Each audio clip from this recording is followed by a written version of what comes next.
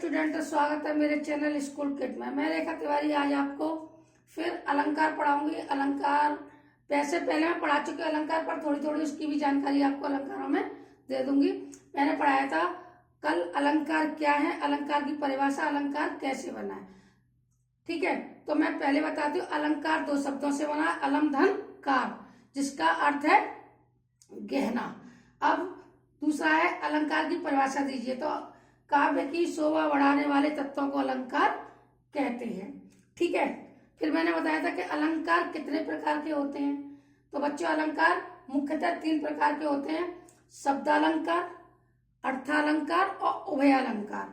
ठीक है, तो उभयालंकार, उसके बाद उभयालंकार ज्यादातर पेपर में पूछा नहीं जाता है, सिर्फ हाई स्कूल और इंटर में दो ही तरह के अलंकार पूछे जाते हैं: शब्दालंकार के माध्यम से आने वाले अलंकार और अर्थालंकार के माध्यम से आने वाले अलंकार।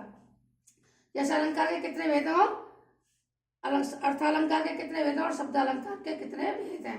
तो मैंने आपको शब्दालंकार पढ़ाया था, आज मैं आपको अर्थालंकार पढ़ाऊंगी। अर्थालंकार के अंतर्गत आने वाले अलंकार है रूपक अलंकार, उपमा अलंकार और उत्प्रेक्षा अलंकार। ठीक है, अब उत्प्रेक्षा अलंकार की परिभाषा क्या है? जहां उपमेय या उपमान को एक रूप में मान लिया जाए।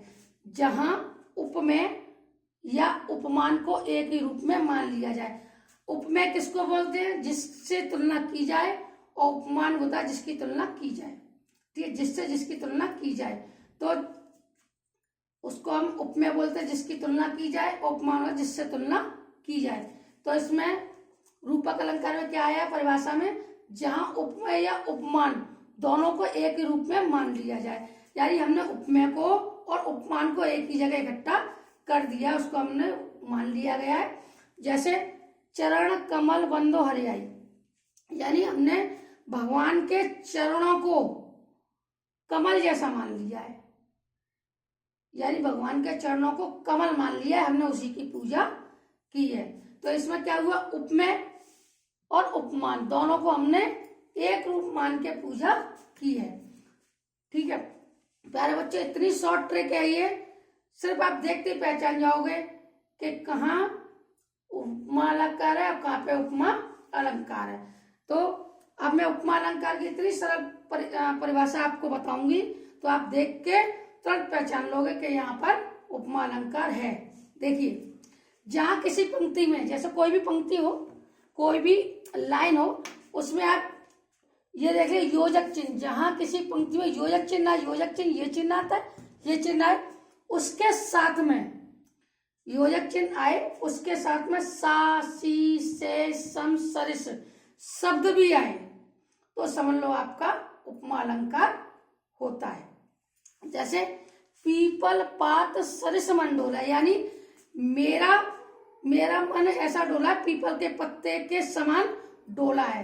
पीपल पात सरिस मन डोला, यानी मैं ये संभावना कर रही हूं, यानी मैं ये मान रही हूं कि मेरा मन पीपल के पत्ते के समान डोला। ठीक है, दूसरा है मुख चंद्रमा सा लगे, यानी किसी व्यक्ति का या भगवान का मुख ऐसा लग रहा है जैसे चंद्रमा है, तो इसमें भी सा आ गया। तो जहां पर योजक चिन्ह आए और योजक चिन्ह के साथ सा, सी, से, सम शब्द आए, वो तो आपका उपमा अलंकार हो गया। दूसरी ट्रिक बताऊं, अगर आप भूल जाओ तो योजक चिन्ह आए और योजक चिन्ह के साथ सा, सी, से, सम शब्द नहीं आए, ध्यान रखना बच्चों, नहीं आए, तो समझ लो आपको रूपक अलंकार है। यानी ये चिन्ह आए दोनों में, लेकिन सा, सी से सम नहीं आता है तो आपका रूपक अलंकार है, और सा, सी से सम आता है तो आपका उपमा अलंकार है। बस इतना सा याद आपको याद रखना है। ठीक है, अब बताइए बच्चों, मेरे द्वारा दी गई जानकारी अगर आपको अच्छी लगे तो मेरे चैनल को लाइक करो, कमेंट करो, सब्सक्राइब करो। ऐसी एजुकेशन जानकारी के लिए कृपया मेरे चैनल को लाइक कर दीजिए। बस, थैंक यू, धन्यवाद।